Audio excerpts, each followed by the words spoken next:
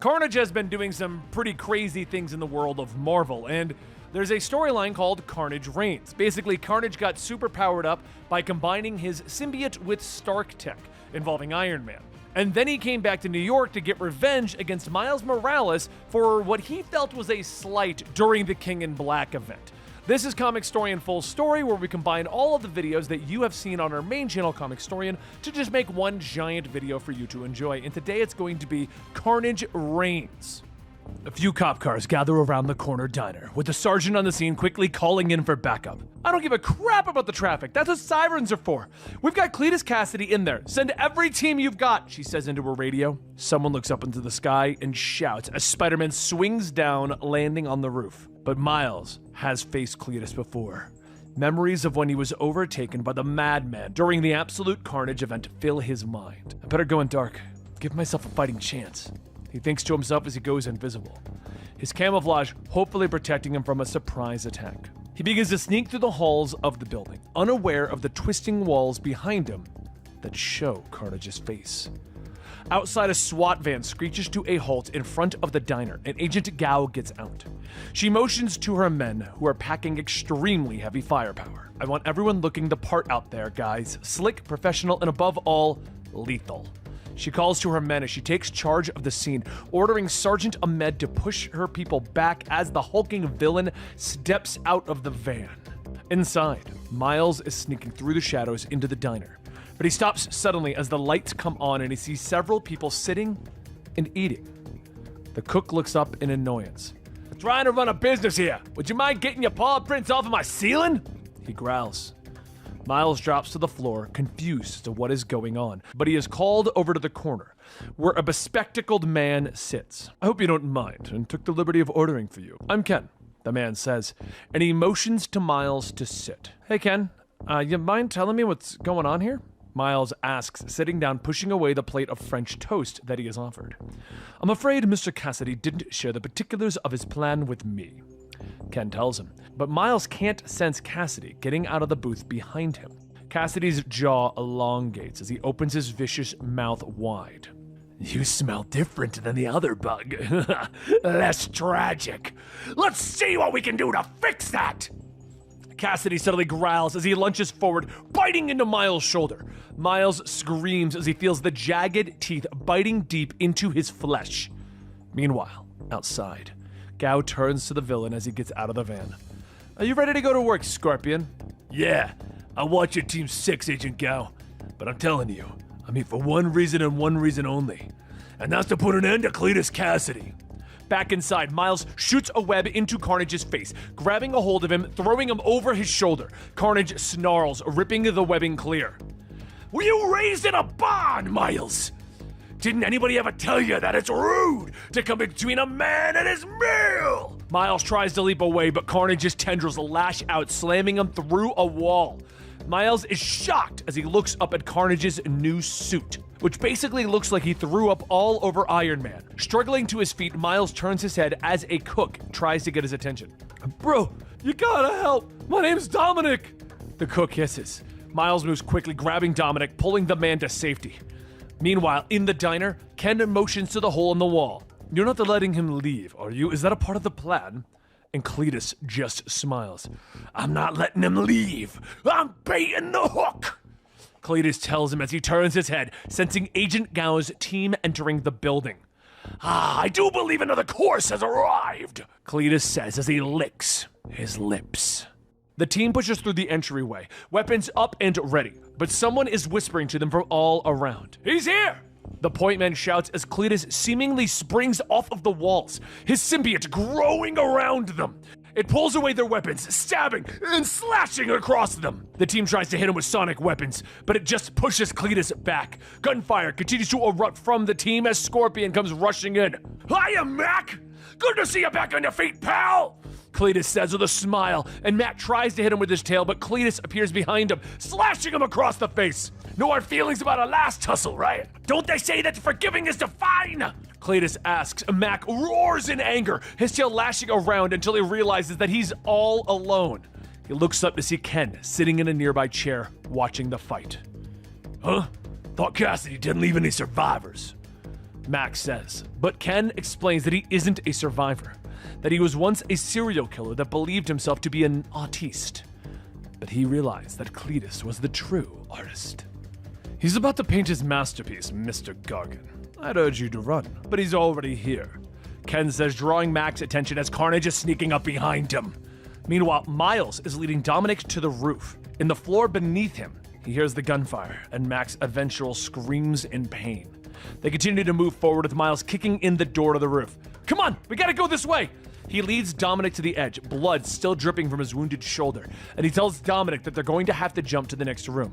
Trust me, Miles says, holding out his hand, which Dominic reaches for.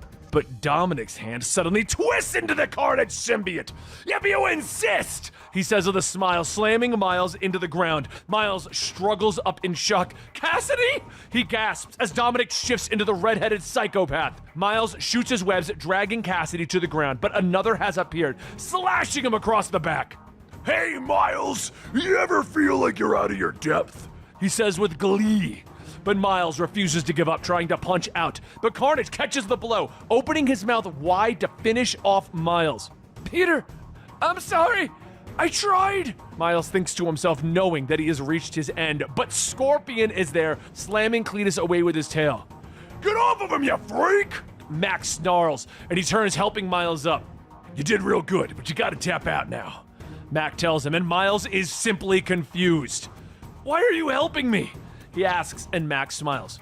Honestly, I wasn't planning on it. I thought you were the other Spider-Man. But he suddenly gasps as blood begins to spill out of his mouth as Carnage's tendrils stab through his stomach. Carnage lifts him into the air, more tendrils stabbing through him. Good. I'm sorry. It's all on you. Scorpion gasps as Miles struggles up, electrical energy crackling in his hand. You don't know when to quit, do ya? Carnage asks with glee, but Miles leaps forward, slamming his Venom Strike into the power core in Carnage's center. Sparks begin to fly as Carnage screams in pain, dropping Scorpion. What have you done, kid? I'm gonna get you for this! Peel you good and slow! He bellows, and on the streets below, everyone looks up as the building suddenly explodes outward. Everything tumbles around them as Miles and Mac drop to the ground. The building is crumbling, covering them in debris. And after a few moments, Miles looks up. Is everyone okay? Are we good? He asks Scorpion, and Mac growls at him, explaining that there isn't a web and they aren't working together. He looks up as the debris begins to shift around him. Wait, what's that sound? He asks, and Miles rushes forward, pushing Scorpion away, catching the building as it continues to fall apart. He gasps, trying to hold it up. Scorpion, my guy! Don't think I can hold an entire building forever! Open to your pitches right about now! Miles yells as more debris begins to push down on them. The ground begins to fill up with water. All right, I got an idea. Scorpion says, swishing his tail back and forth. The tail then lashes out, grabbing Miles, pulling him free of the debris before it can squash him. Thanks, man. You had me going there for a minute. Miles tells Mac that they need some help on this one, and the two begin to pick their way through the destroyed building, arguing over what they should do. They eventually come across an EMT who's trapped beneath the rubble, but Mac moves, stopping Miles. Are you stupid or something? Cassidy already got us with one symbiote switcheroo. I'm not taking no chances on that being another Cletus freak clone. But Miles stands in the way, insisting that they need to help everyone that they can. Meanwhile, topside, Agent Gao is staring at the massive crater that was created by the building exploding. She sighs, knowing that they can't allow Carnage to escape and continue to kill. She rubs the bridge of her nose. Every second that we waste is another potential body that Cassidy catches.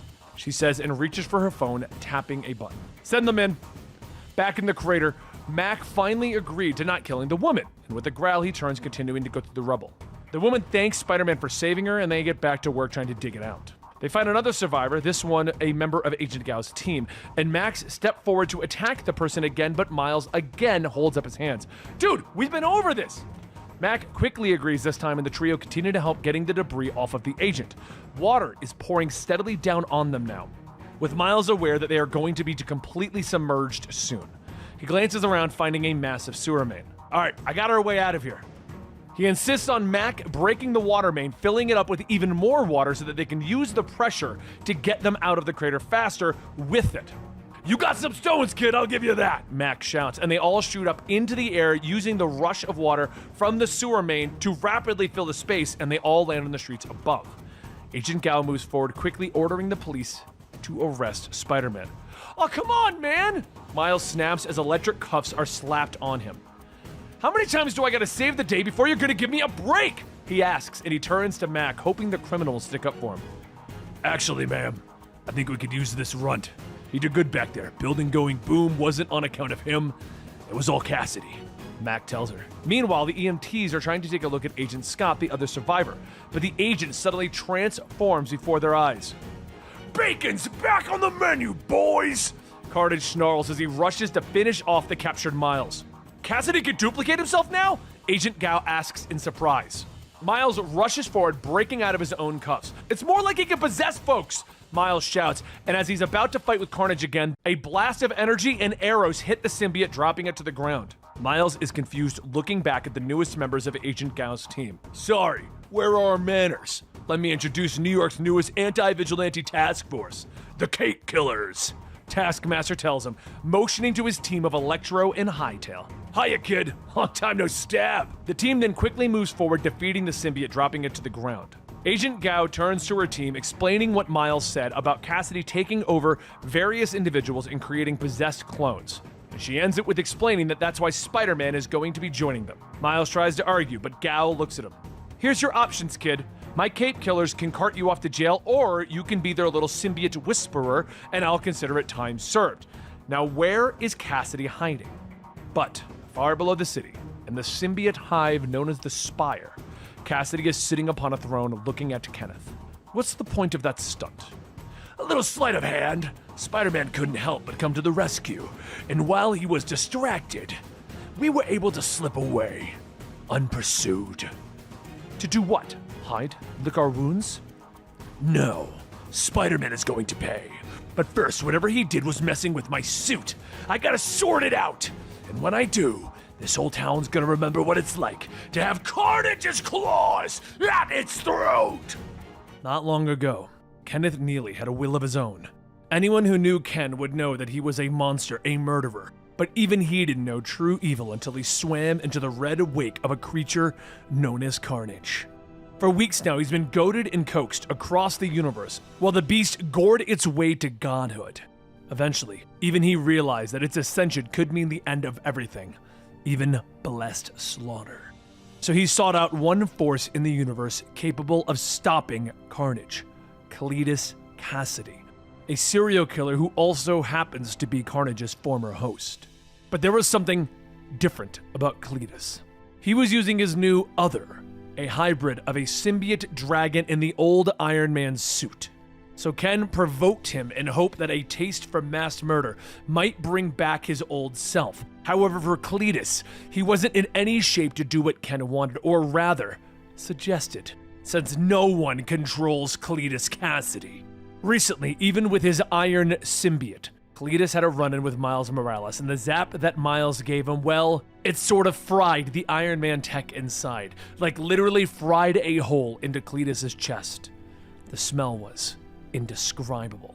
But for a second, Cletus was connected. He was inside the wires. He once thought being connected to the Hive would allow him to remake the world in his image, but he was wrong.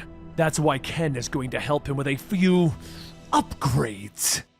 A short while later, in the Stark Unlimited building in Greenwich Village, scientists are getting to work salvaging old Iron Man suits when there's a sudden explosion at the front entrance. As the security guard on duty is thrown through the door, Cletus follows behind, telling everyone, "My name is Cletus Cassidy, and this is my rather lackluster hype man, Ken. Now which one of you is going to take me to Tony Stark?" One of the scientists says that Mr. Stark is no longer running the company. Mr. Heng is now the new owner. Cletus tells him, "Well, I have a bit of a problem. Seems the old ticker inside of me isn't doing what it's supposed to be doing." The scientist takes a closer look at the opening in Cletus's chest. "Is that repulsor tech?" "I couldn't tell you. All I know is that it's busted and it stings like hell. Can you fix it?" The scientist tells him of course not. But before he could even finish explaining why, Cletus releases a blast, melting the scientist's face.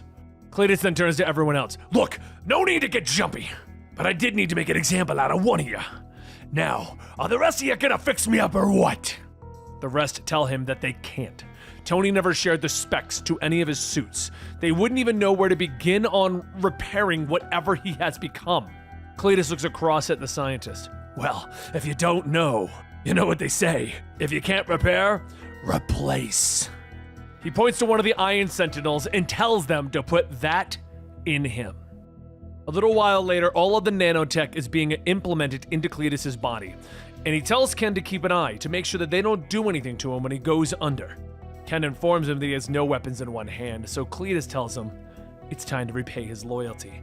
Before Ken could even realize what's going on, Cletus begins to infect Ken with parts of his symbiote, reaching out and taking pieces of old Iron Man suits and grafting them onto Ken.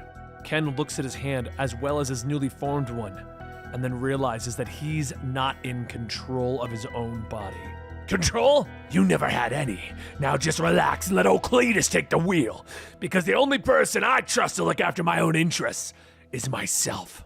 But at that moment, Ken is struck as a green blur whizzes by. The blur suddenly stops before Cletus, and Hightail says, "Whoa! A big monster and a little monster! Whose ass am I gonna kick first?" With Hightail's attention on Cletus, Ken touches the ground, beginning to spread the symbiote out to grab Hightail, holding her in place long enough for him to shoot her in the back. Ken begins to laugh, but before he could do anything worse, Taskmaster attacks him, and Ken screams out in pain. He then goes back to laughing as he regrows another hand. "I'm just playing!" And he punches Taskmaster into the ground. But before he could finish off Taskmaster, his hand is pulled back by webbing as Miles swings in with the rest of the Cape Killers. He kicks him, asking, "Why are there always more of you?" And Cletus reaches out, telling the scientist to hurry. But he also grabs Miles. "Isn't it past your bedtime?" Electra shocks Ken. "I'm gonna cook you out of that thing!" And Ken begins to grab more Iron Man pieces, trapping her inside of them, causing her attack to deflect back on herself. Scorpion arrives, yelling, "I don't care how many mini-me's you got lined up. I'll go through them all, Cletus." Ken then asks how many holes does he have to put in him before you get the message?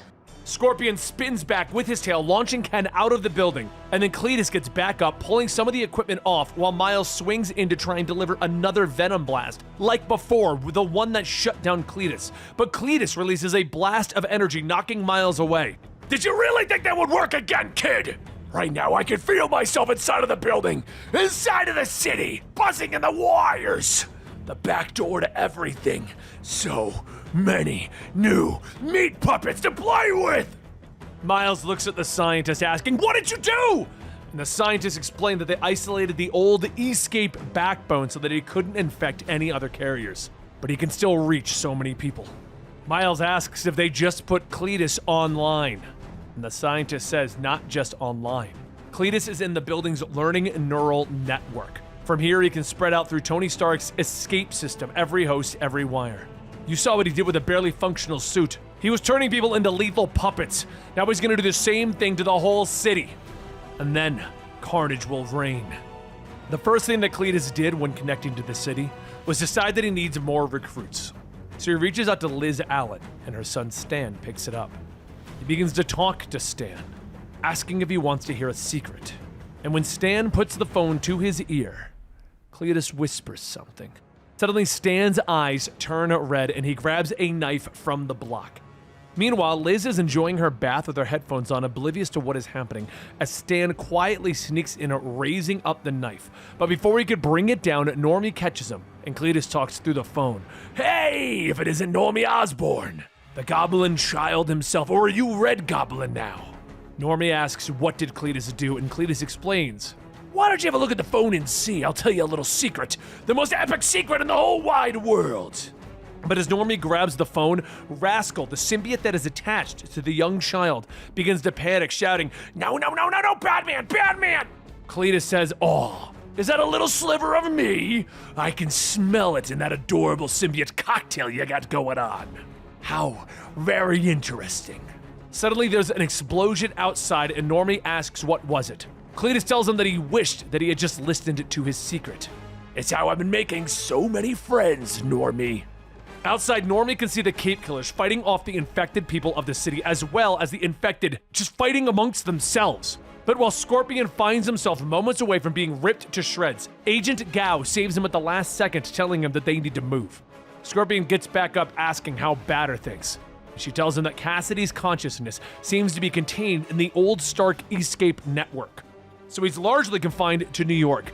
At that moment, Gal's phone rings, and when she answers it, a voice asks, what is she still doing in the building? It turns out that it's the new owner of the building, Mr. Heng, and he begins to argue, asking why she's even there, but she just kind of hangs up on him, telling him that she needs to deal with Cletus. But as she's about to hang up, Heng explains that that's actually why he called. He's delivering heavy ordnance to the area that Cassidy has taken over, and he strongly advises that she and her team move elsewhere when that happens. Back on the streets, the infected are getting ready to strike down someone when Normie interjects, stopping it, telling everyone that they need to go home. One of the infected yells that they are home. Welcome to the Cletus Cassidy show, where participation is mandatory! But at that moment, something slams into the car next to Normie, and Miles gets up. All right, tonight officially sucks, and I've decided not to participate. Normie asks if Miles is okay, and Miles climbs out asking who Normie is.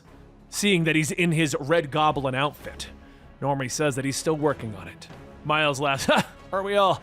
So are we fighting or, And then a voice calls out asking if he's seeing double, or do spider people grow on trees? Ken stands up, blasting the both of them. Quickly trying to figure out what to do, Miles holds up his hands, looking at Normie. Can you do the thing? Normie asks him, the web stuff? Yeah, pretty sure. Cool, let's hang the laundry out to dry.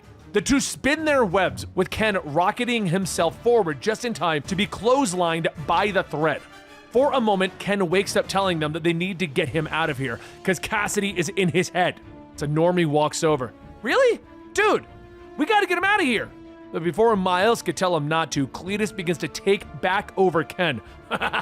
Don't mind Ken. He's just a little salty over having his body jacked.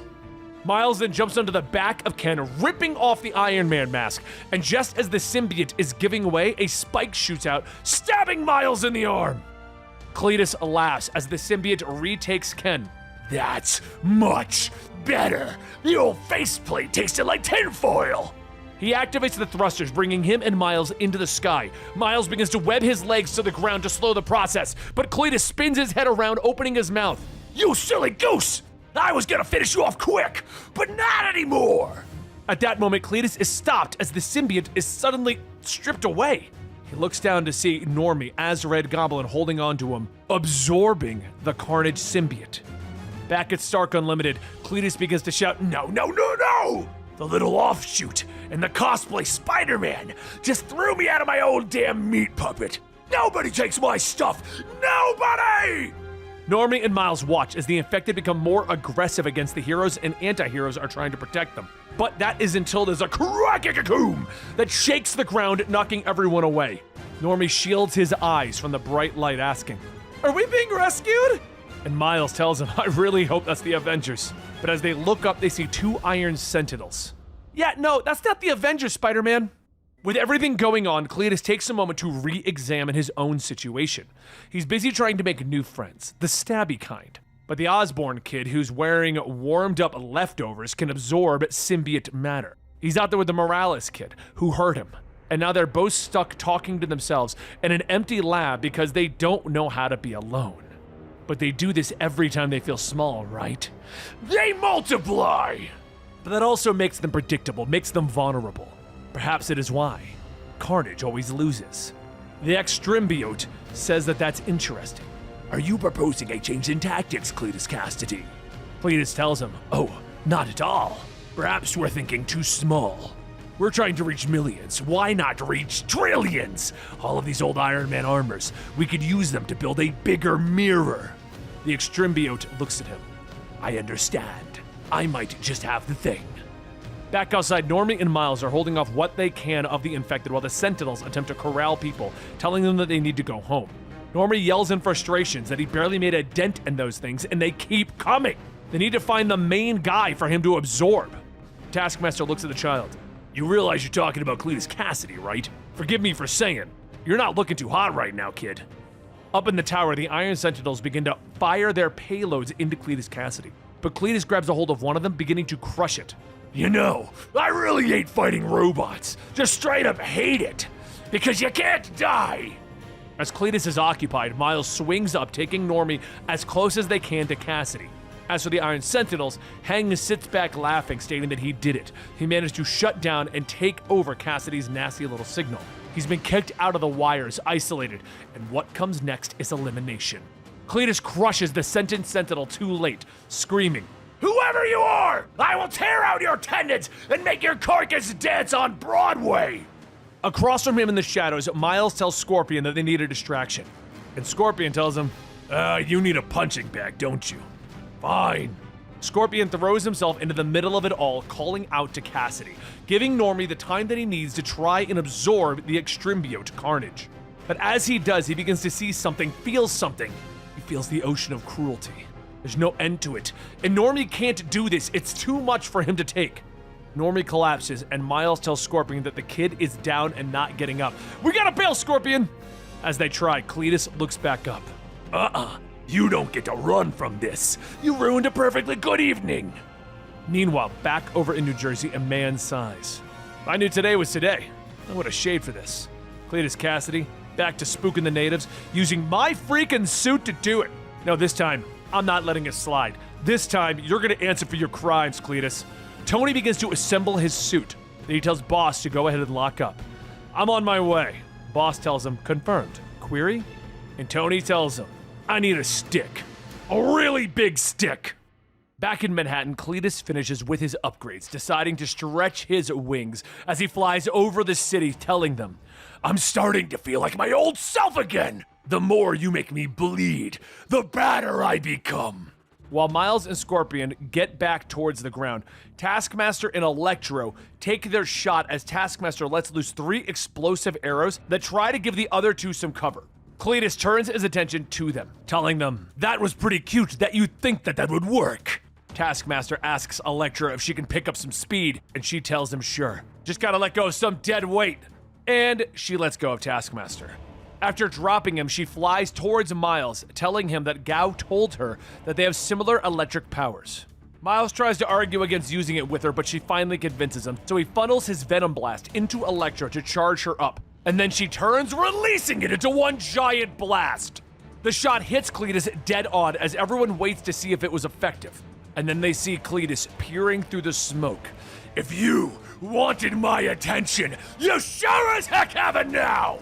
Suddenly, red tendrils shoot out, slashing and cutting into Miles and Electro, splitting them apart and flinging them across the city. Hightail catches Electro, while Taskmaster stands up. That's what you get for dropping me.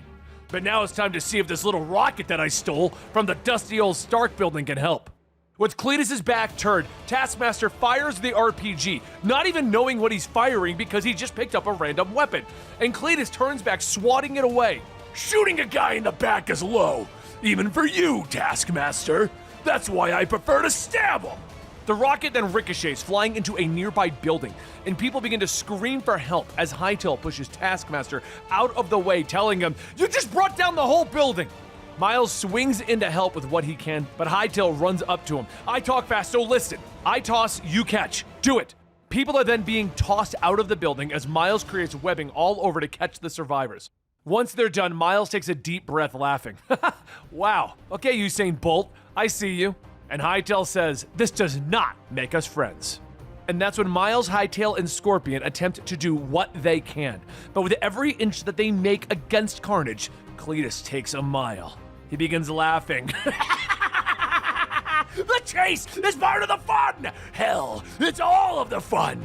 He whips a tail at Hightail, but Miles jumps in the way, taking the hit, asking if she's okay. Cletus tells him, I wouldn't be worrying about her, kid. At that moment, something pops up on Gao's radars, and a voice comes over the comms. I'm not one to eavesdrop, but my ears just wouldn't stop burning. Tony Stark flies in with his Iron Man suit, firing a sonic disruptor to keep Cletus away, looking down. Hey, Spidey, looks like you got yourselves a little Carnage problem. Once everyone is clear, Tony turns his focus back to Cletus, and his attitude changes from playful to serious. I had a long time to prepare for this after you ran off with my tech. You steal the extrymbiote, and you turn it into this monstrosity? Who better to slay the evil dragon than a knight in titanium armor? He jumps in with an electric spear, stabbing Cletus in the mouth, allowing his suit the time to start transferring power. He then tells everyone to clear the way. He wants Cassidy to feel this! And as soon as he finishes charging, he releases all of that stored energy straight into Cletus. As the smoke clears, everyone can see the smoldering remains of what Cletus was. And Miles asks, "Did we win?" Hightail tells him to just take the win. But at that moment, there's a loud clang as Tony slams on the ground behind them.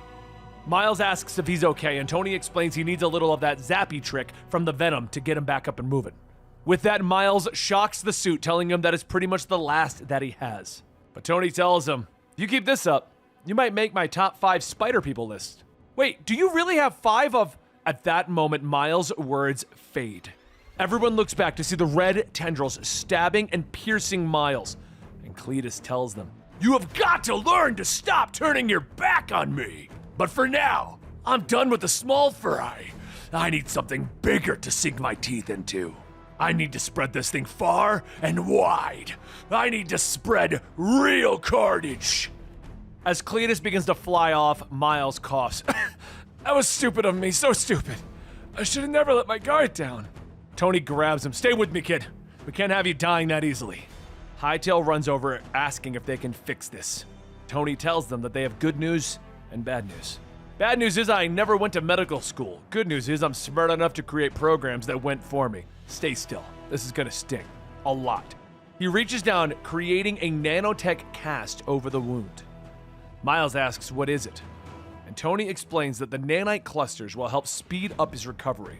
But what they're creating isn't so much a cast. You should probably just call it a suit.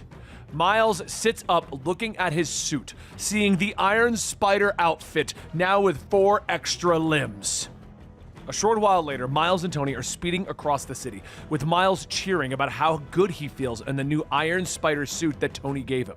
He swings through the air, hitting the gigantic dragon monster that Cletus has become with a laser blast from his new spider arms. "I see you were smart enough to bleed out when I stuck you like a pig!" Cletus roars, opening his mouth wide, firing a blast of energy at the pair of heroes. But Tony leaps out of the way, blocking Miles from the attack with his energy shield. "Behind me, kid. This is the easy part. Shield's gonna hold, but I don't know if we're gonna stick the landing." Tony shouts as they fly through the air, slamming into a nearby building. A moment passes and the pair struggle to their feet. "See? Easy."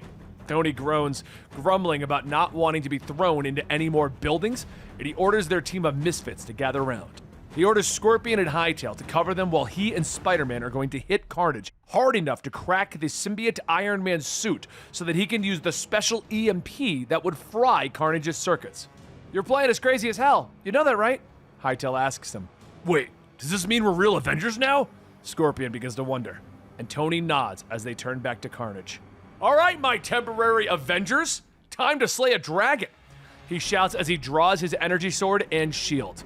"Make me bleed, Stark! Show me how it's done!" Cletus roars, with Hightail rushing forward, punching the monster in the face. She dodges out of the way as Scorpion hits him with another energy blast, and Cletus merely shakes off the attacks. "If you want me, you're gonna have to earn my blood!" Cletus says before reaching back, letting out a massive roar. The ground shakes with the sound, and the heroes are forced back. "What kind of scream is that?" Hightail shouts, but Miles looks behind them as a crowd of symbiote-controlled people are rushing through the streets, called to their master. "Guys, I don't think that was a scream. I think it was a dinner bell," Miles says as the people rush forward, screaming Carnage's name as they attack the heroes. Over their head, 3 symbiote-controlled Iron Man suits roar forward.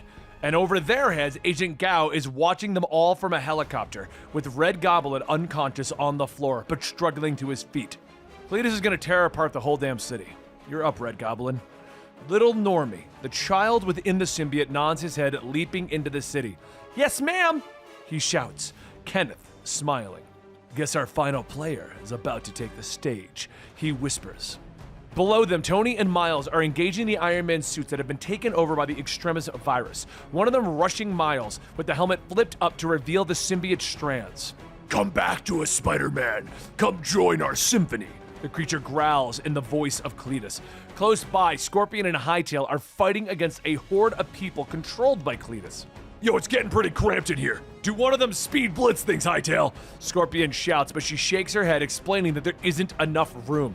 "What good's a speedster who can't speed?" Scorpion grumbles, but above them, Red Goblin drops in, knocking a crowbar-wielding man away. Cassidy isn't hurting anyone else, Red Goblin states. Spider-Man suddenly comes flying by them, slamming into a truck, having been thrown by one of the Extremis Iron Man suits. Tony lands next to them, informing the others that they need the ground cleared. They're making the final assault. The rest of the heroes clear out enough room for Hightail, who suddenly leaps into super speed, knocking out a large number of the Horde. You couldn't just do that from the start, Scorpion says with a smile. Tony and Miles leap back to fighting the Iron Man suits. Miles' new Iron Spider armor allowing him to quickly dodge their attacks and keep them busy enough for Tony to finally hit them with a sonic blast that destroys the symbiote pieces that were controlling them. The armor then falls to the ground, empty once again. Well, that was fun while it lasted, the Cletus Cassidy Dragon Carnage says with a smile. But it's at that moment that Tony realizes that Cletus is now one with the Extremis virus, that he is bonded with it, and there might be only one way to finally stop this fight. Over their heads, Kenneth looks up as a piece of the Extremis symbiote splats onto the side of their helicopter. While Gao is distracted, he manages to slip free of his cuffs, and he grabs a hold of the symbiote, allowing it to bond with his skin. With maniacal laughter, he reaches out, grabbing a hold of the pilot, grabbing the stick and pointing them at the ground. You don't understand what's waiting out in the stars. Cletus Cassidy is the only one who can stop the Carnage symbiote, he shouts to Gao. On the ground, Miles looks up as a helicopter is now flying through the air. Gao is thrown clear and Spider-Man leaps up to grab her as the chopper crashes hard into the New York streets. Kenneth manages to struggle free of the crash, staggering over to Carnage. Cletus, I got your message. I understand my purpose now. The Carnage symbiote is waiting out in the stars. Kenneth gasps to his master. But Carnage has had enough of the fanboy reaching down for him, knowing that his piece of the symbiote will heal him. Thanks for the jump, Kenneth! Nearly back to full power, Cletus tells him. Kenneth is confused by this turn of events, but Cletus reaches down, stabbing him through the chest. Internship's over, Kenneth. Hope you enjoyed the lessons. Cletus laughs as he absorbs the serial killer. You always knew it had to end this way. Cletus laughs, and Tony and Miles are there hitting Cletus with everything that they have. Tony flying around the monster, but a tendril reaches out, destroying his gauntlet. Enough of those little Stark toys, Cletus growls, but Miles leaps at the monster, swinging through the air, spinning around him. He avoids Cassidy's tendrils as he picks up speed until he leaps into his side, knocking him to the ground. But Cletus is on his feet quickly, his tendrils lashing out at top speed, knocking off some of the Iron Spider arms as he presses his attack. It's Miles who flips over another attack, his fist beginning to glow with energy. This started with a Venom Blast, so I'm ending it with one! Miles shouts as he slams his fist into the monster. The blast tearing up the street around them, smoke filling the air. And when it clears, Cletus is struggling to his feet. That tickled, he grunts, but Miles has done his job. He leaps out of the way as Tony Stark comes barreling in. Iron Man, now or never! He shouts, and Tony slams into Cletus, burying himself into the monster, attacking his EMP. Cletus roars in anger and pain as the EMP rips apart the Extremis virus, destroying him. And as the smoke clears, Miles struggles over to Tony. Did we do it? Is Cletus gone? Tony nods, his body moving stiffly. Completely fried my suit, but I'd say we got him, kid. The rest of the heroes look around as Cassidy's horde comes back to their senses. They're no longer controlled by the madman, and Tony explains that he isn't sure if Cassidy will stay gone, but he is at least defeated for now. You did good out there, he tells Miles, putting his hand on his shoulder. I'm still taking the suit back, though, he says as the Iron Spider suit is reabsorbed into his armor. The duo leave Agent Gao and her men to clean up the mess of the city, with Tony dropping Miles off at his apartment. There, he's greeted by his family. He hugs his baby sister and he tells them that everything is going to be all right. But back in the city, in the shadows of the destruction caused by the battle, a pile of reddish goo begins to shift and move. For the briefest of moments, a face can be seen at its depths. Thank you for watching today's episode of Comicstorian Full Story. Let me know in the comments down below what you thought about this and who your favorite superhero is. And don't forget, you can check out the Comicstorian main channel to get daily videos. You can join us over at Comicstorian Movies, aka Absolutely, the podcast channel, to get our opinions on everything going on in the world of superhero movies, comic books, and video games. Or you can join us over at Mangastorian, where we talk about manga. And don't forget to click the link down below to support us further. This hot sauce is a hot sauce that we have created. Hatch and Jalapeno is a flavor that we created, which involves infusing whiskey into a hot sauce. No, it's not alcoholic, and yes, it is FDA approved. Anyway, once again, thank you so much for watching today's video. I'll see you next time, right here.